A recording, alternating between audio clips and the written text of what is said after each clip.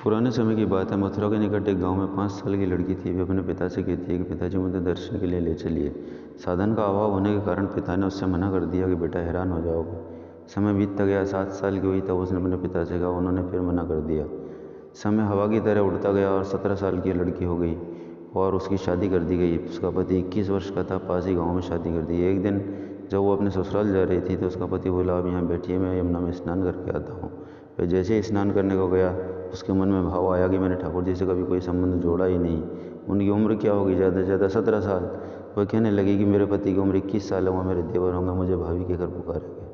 अब थोड़ी देर बाद वो क्या देखती है कि एक लड़का आता है और ज़ोर ज़ोर से भाभी भाभी कहकर कहता है, लेकिन वह शर्म के कारण उसको घूंघट उठाकर देख नहीं पाती है।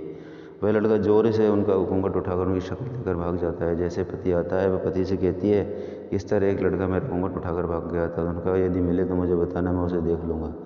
एक दिन जब वह ससुराल में थी तो उसकी सास कहती है कि इसे ठाकुर जी के दर्शन करा कर लाओ। वह कहता है कि आप जाइए, ठाकुर जी के दर्शन कीजिए।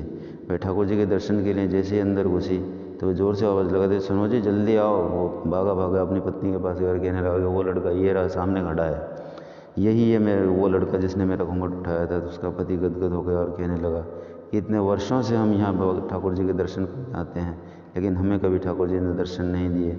धन्य है तू, तेरा भाव धन्य है जो तुझे भगवान ने देवर के रूप में ही आकर दर्शन दिए, लेकिन दर्शन तो दिए। इसलिए जय श्री राधे बांके बिहारी भगवान की जय।